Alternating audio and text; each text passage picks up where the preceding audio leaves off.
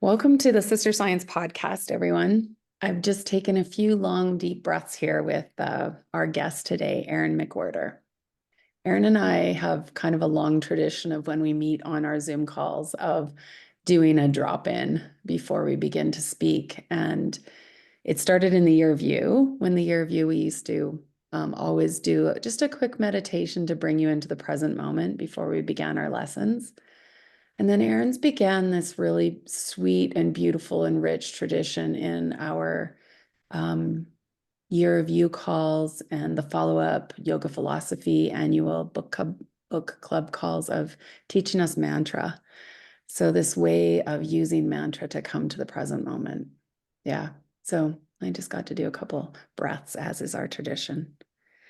And today, Erin and I want to just flesh out some stuff about healing and about the idea of sister science and about the idea of maybe even where the traditional medical system brings us so much support and value, and where the I guess not necessarily traditional, but where the ideas of sister science bring us value and healing. So anyway, welcome, Erin. Thank you for being here.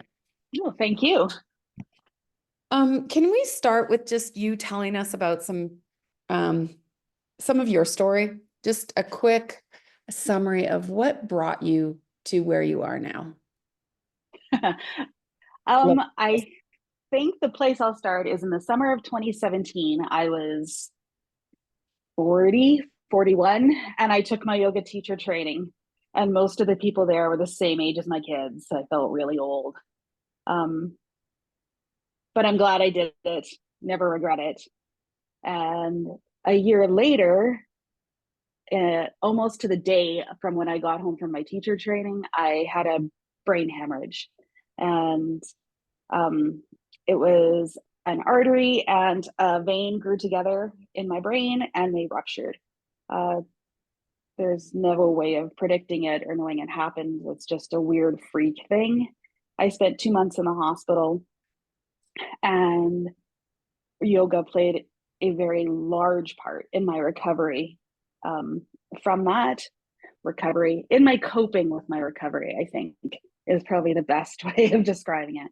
And I met Jill at the Alchemy Yoga Studio here in Cochrane, probably a year after when I started going back to classes. Yeah. Maybe 9 months after my brain hemorrhage, I started walking to classes and going, and that's when we met. Yeah. You've always been someone who's honored very much sort of the Western medicine's ability to help you heal. And I've watched you also honor this side where I describe it as sister science, but like the intuitive way that you help yourself heal. Can you describe that juxtaposition in your own journey? I think even before the brain hemorrhage, I've always, I don't know if I've lucked out, but I've had doctors who sort of lean that way. Like I had sinus infections for years and years and years. And it was a Western doctor who said, you should be neti potting. You should be rinsing this out every day. He's like, way more effective than any antibiotics or nasal spray I can give you. And so like, that was long before I started yoga. I started that, and the same thing, like other things, they always sort of was like, have you tried this? There's always sort of that on the side. This isn't officially a medical opinion, but have you tried? So I never felt like they were separate things, that maybe I just lucked out. And I felt that there's the part the medical practice is responsible for, the stuff that's going to kill you right away or make you really sick. That's their job and they're really good at it. But there's other things, the things that make you uncomfortable. I love the fact that disease is dis-ease. So those things that just make you feel kind of achy, that's on our plate. And I think when you talk about the sister science, that's a lot of it. You don't just take the antidepressants without the therapy. You don't just take anti-anxiety medication without doing the work behind it. That they have to go together. And I think we can't expect the medical profession with the way it's funded to be able to do all of the things. That some of it has to fall into this sister science area, Yeah. be it Ayurveda or psychology or any of those things. Yeah.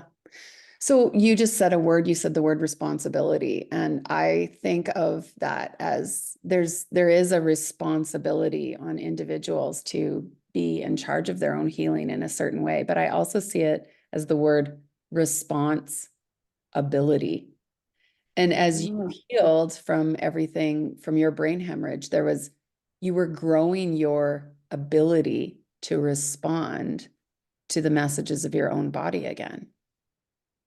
Yeah, and the way it responded in a totally different way, that I had to relearn Mm-hmm. what worked and what didn't. Like, I need 10 hours sleep a night, Mm. and if I don't get it, then I have to have a nap. um, and people look at me and go like, that is insane. So tell me about that. Tell me about your ability to respond and some of the ways, like the sister science, I guess, ways, if we use that as sort of a default term to talk about the ways you respond to your own body. Like what practices and what things do you know about yourself because of your inquiry, intuition, experimentation into this like new self-care that's been required? A lot of it was not just like recognizing that fatigue piece. I think that was the first one that sort of fell into place. And I did do the year review the first year, and it was prioritizing my own sleep that became the biggest game changer for me. So for me, I have a husband who snores and I'm a really light sleeper. I had to go through the process of being okay sleeping in my own room.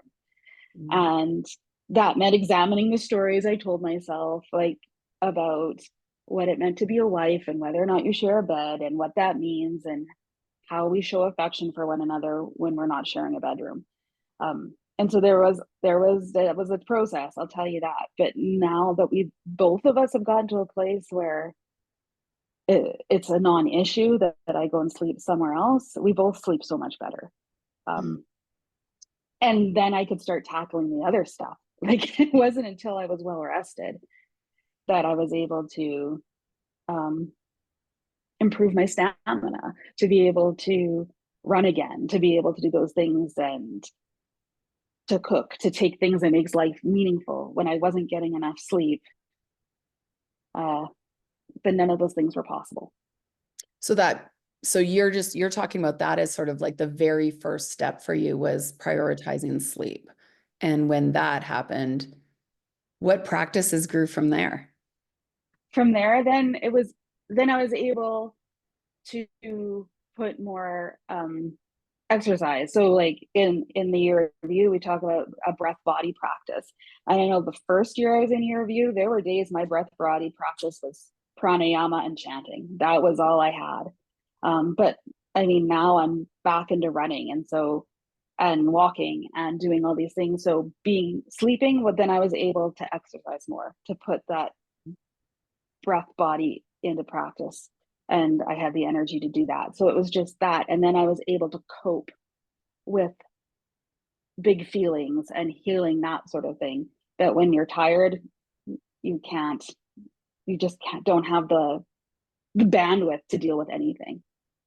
So what had to change, I guess, in your I don't know if it's your patterns or beliefs or your self-definition. There's something that had to switch on for you in order to be able to prioritize that self-care in a way you, I guess, did differently before the brain hemorrhage? Like what? Yeah. Yeah, it was very much having to put myself first and just examining, noticing all those things that popped up. What was I telling myself about doing that I was being selfish, or that like a big one for me was that whole idea of the love languages, right? That we did this, and for mine, my love language is physical touch. And so really having to work through this feeling loved when I'm not sharing a bed with Mm. my husband. And that was a huge one. And it had nothing to do with him. It was all me and the stories telling myself. So it was definitely a process of letting go of that and being present to how he, when he does show me he loves me, and feeling it as love. And so just being that present, that was a big healing part for me from the brain hemorrhage. And like, and not even the brain hemorrhage, but just, I think, growing as a human. Yeah, you and I have had this conversation before in terms of like you had a very major life event sort of interrupt things and shake up the trajectory of where you thought you would be. And it caused a lot of this change, I guess. Like it was sort of forced on you. And we watch people all the time that don't have the major event shaking up their lives, and how it's almost like it feels like some of them, it's hard for them to find that idea of self-prioritization. Yeah, What do I you, think I didn't have a choice. It was uh, either I prioritized my self-care or I fell apart. Um, yeah. and I was, and being lucky enough that because of the brain hemorrhage, the people around me, like my parents, my husband, and an extended family, recognize that. And so it's supported by others. Mm. So that there isn't the guilt, I think, that maybe if you're just doing it, um, they recognize the importance in it. So I feel like that in itself was a gift. Isn't it funny that we have to be given permission? Yeah. And sometimes the permission is some sort of life-altering, almost tragedy that is, we are then allowed and supported to take care of ourselves, but before it's still in our bodies and our story that it's selfish. And it's funny because I don't think other people ever think it's selfish. I think it's what we tell ourselves. Yeah. Um, yeah. And but then everybody else was just like, yeah, you have to do this. You have to. It's lovely being able to be with family and being like, well, it's 9 p.m. I'm going to bed. And it's like you can whip that card out of the back pocket, like, oh, Yeah. here's my excuse card, or here's my reasoning card, or here's my get out of jail free card for being able to prioritize myself. Yeah, exactly. I have a reason rather How than just it's so weird actually. About you say it out loud and you're like, yeah, that's crazy. Yeah, it is crazy. So how do you think we go about normalizing this so that people can possibly start to walk down this path of like the way you've talked about your healing has not even been so much in the practices, but it's been around you had to heal the story so that the practice could show up. Because the practice sounds like it was always available. It was just that the story prevented the practice from being, like you can't go to bed early because there's a story about what that means, or you can't sleep in a different bed because there's a story about what that means. And What I think that is what yoga philosophy taught me. Like, and I think it started at my teacher training. And I really, for the year after my teacher training, I deep dove into the yamas and the niyamas, the ethical practice. And so I think that's why even early days, that was just in my brain. Um, mm, that was what I reached for because I had been doing it for a year. And I think, I mean, it all comes down to attachment. The part that makes us suffer about ourselves is what we say about it. If we just accepted things the way they are and what we need without any of the story, then none of us would be miserable. yeah. You have been really good at helping articulate that in all of our, live coaching calls and stuff like that we've been having. Just that idea of this, like teaching us how much it's tied up in the stories we tell ourselves. So do you think that, like, is that where Sister Science, is that where the power of it is? If we were to try and define how healing works on the sort of non-medical, non-science, non-tactile, practical, um, sense, is it in the way we think, the way our stories are, the stories we tell ourselves? Absolutely. Like, I think the part that makes us uncomfortable and feel like garbage is the suffering. So it's not that I'm tired that makes me sad. It's the story I tell myself about being tired Right. that makes me sad. Yeah. Um, and like, I mean, I think of how many people I've met who've got autoimmune, and it's very similar. It's the story we tell ourselves, oh, I screwed up, I shouldn't have eaten that, I shouldn't have done this, rather than it's just being like, oh, I guess I guess today this is how it is. Which has been my new phrase, reframing in my head for things. And I was like, well, I guess today we're doing tired, rather Mm. than I should have gone to bed earlier, I did too much, I should have had a nap. It's like, I guess we're just doing tired today.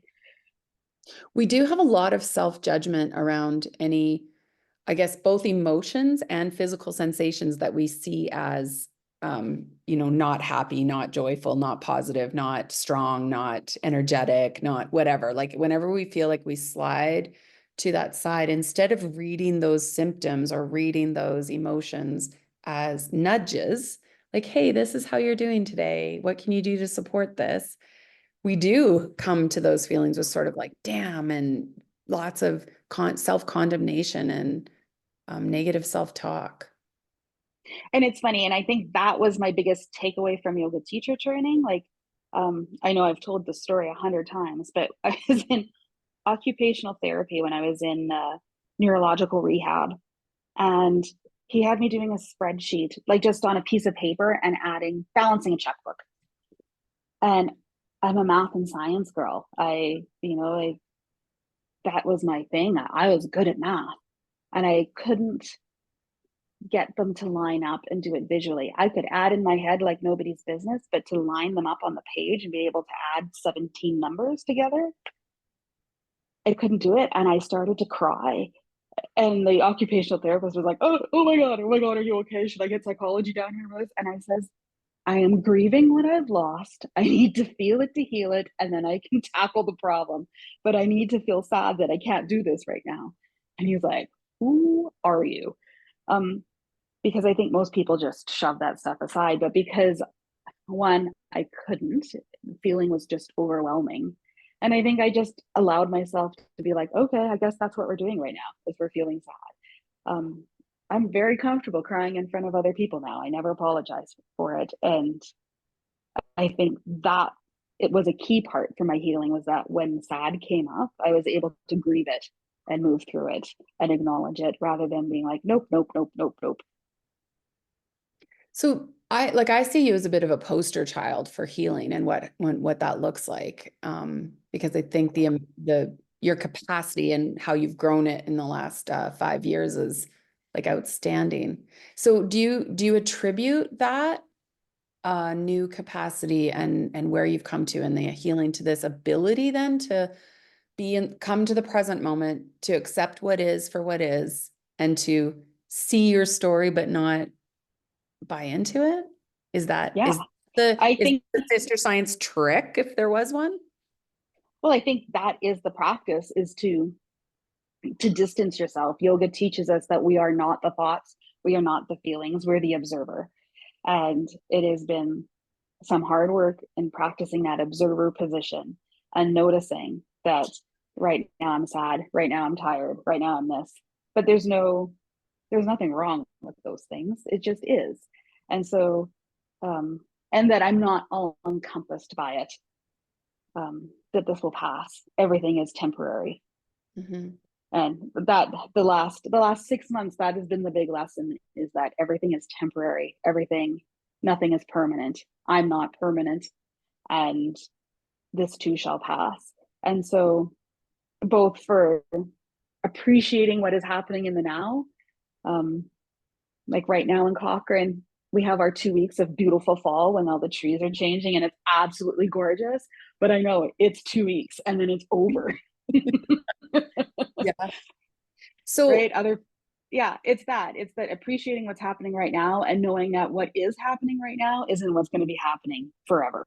yeah.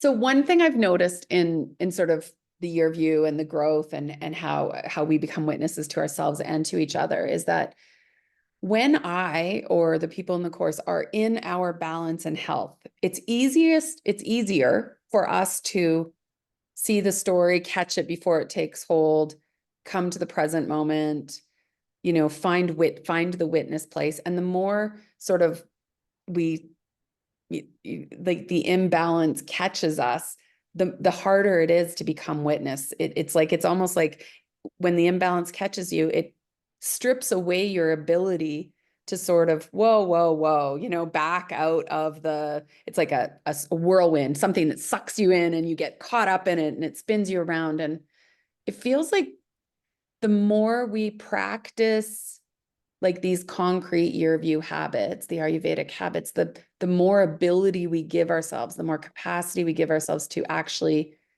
like catch the story. Can you help me describe that? Yeah, and so what Jill's talking about is ojas, your container, your capacity. And I always think about it as like that old expression of my cup runneth over, like when you've got too much and everything runs over. And the visual I have in my head is my container can either be a large flat bowl or it can be a long skinny vase. And it holds the same amount of water. But when my ojas is good, when my container is strong, I'm in tall and narrow. And if somebody bumps me, I don't spill. But when I'm in a big bowl, a saucer, if somebody walks by and nudges it, it spills over the edge really easily. And so when I'm taking care of myself, when I'm well rested, when I'm eating foods that are good for me, when like all of those things, when I'm grounded, when I've been getting enough exercise, then things don't shake me. Mm. I'm more capable.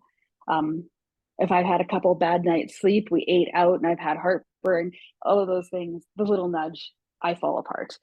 And I think it took all 2.5, 3 years to be able to get to that. We're like, oh, now I get it.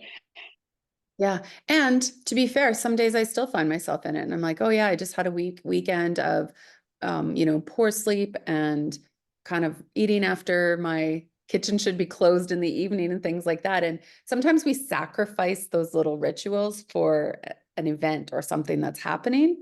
But at the same time, we don't want to make it a practice to be sacrificing the things that we know keep us strong and our ojas strong. Yeah. And being able to schedule those days when you know your things are going to sort of fall off the rails. Like if I know we're going out for like a dinner where I'm going to eat stuff I shouldn't, isn't the best for me, or maybe have too much to drink, I'll make sure the 2 days leading up to that, I eat vegetarian the whole days and I have my naps and I do those things. So maybe this won't throw me off as much. And I think that's what the learning is, isn't it? It's the learning of, oh, my capacity is being sort of taxed right now. And it's my job and I sometimes feel when you talk about the container, like my container sometimes has cracks in it. And I always think of those ancient rituals where they talk about the cracks being then filled with gold and it Yeah, makes it yeah. more valuable, right? So when I notice that there's cracks in my container, that could be my energy levels aren't high. It could be that the feeling in me is just sort of ick. There's an ick in me. It could even be that I've been taken down by a big headache, but there's something that my container is communicating to me.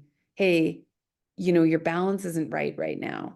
And it's asking me to come back to those habits of self-care, especially the keystone ones. Like for you, it is sleep, and for me, it's earlier, lighter dinner. Like that's the one Yeah, that well, like else into. that's when I had like was the first one. I think that was our keystone, and my husband is like totally on board with this. That like there is no eating after 7 p.m. Like he'll be like, "Do you want popcorn?" I'm like, "Oh hell no," because you're going to be up with heartburn all night. Like there is and so it's funny how like some of those habits just like I just can't. The earlier lighter dinner is a big one, and that is the number one thing I am looking forward to in retirement is like being able to do 2 meals a day where it's not a big meal at dinner that we're eating, Wow. right? Like the big meal is at like 3 Yeah. and then it's done. Yeah. Wow. So, What's wrong with the rest of the world? Why don't they have this schedule? well, and this is it, right? I kind of sometimes see how, like, I think about even like how colonization, how like a dominating force would go into a culture. And one of the first things they did was sort of try and dismantle um, the power within the indigenous societies. And so much of that power lay in these healing, I don't know, really respectful of ecology and reciprocal, and as almost the sister sciences, they were sort of like, we clamped down on those because the invading powers couldn't keep force and power if this gorgeous, authentic, natural, local power was still intact. So we're sort of trying to reclaim something that's been lost for a long time. Certainly not evident in our culture today. No, no. Yeah. So what do you think the power is if we could, as a society, reclaim this other half of the whole, the balance? So if one side is Western medicine, Mr. Science, and the other side is this indigenous or local or healing or more feminine medicine, I call it sister science. What benefits do you think we will find as a society when we try and live in a way that allows these two to stand beside each other, holding their own powers respectively? That's a hard question because I think part of it has to be a bigger cultural shift away from the importance of um, possessions and the working and all of those things. Like, and even just, I think we live in a culture right now that's plagued by a lack of compassion. Mm. Um, and so, yeah, I don't know. I think in an ideal world, medicine plays an important role in the acute care, but there's, I think the part that makes us actually miserable is not the being sick, but the psychological tolls and those things. And I think that's where sister science really rolls um, in hand with psychology and those things that you have to heal the whole being, not just the physical ailment. It's funny that you say lack of compassion in our world, because if we just said, and it starts with self, like we have a lack of compassion for ourself. Yeah. Yeah, amazing. Hmm. Erin, any like final, well, like thoughts that you have for us?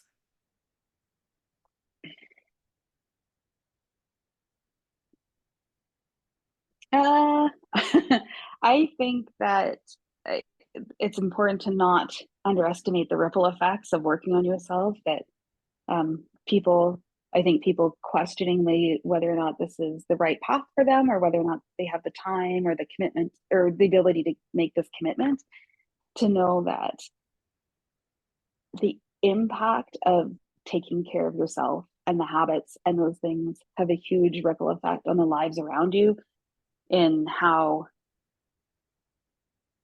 it changes how they see you treat yourself and your own worth, and you get treated differently. Mm. That other people go, oh my God, that's working really well for them, and they try to emulate it too. um like that's huge. um yeah.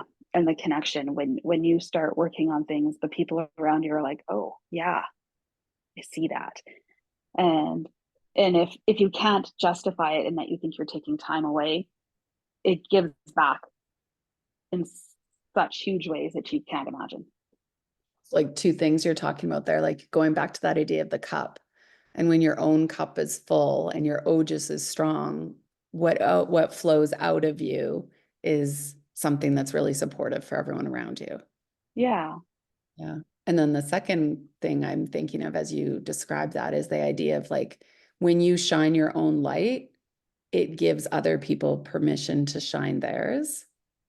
And there's nothing about shining your own light that um, stops other people. Like there's nothing hierarchical about when you shine your own light, it stops other people. Like it just invites other people to shine theirs. Yeah. I think that's a really important one. And one that I see in my own life. I feel like I am a better person in my relationships because of these practices alongside of me. 100%. And I think that's been, yeah, huge for me. Yeah. Yeah. Yay, Erin, thank you. I knew that your wisdom and insight would just like unfold in this delicious, juicy conversation. So I really appreciate it. You Yeah, are no problem. I'll talk about myself anytime. you are wonderful. Thank you.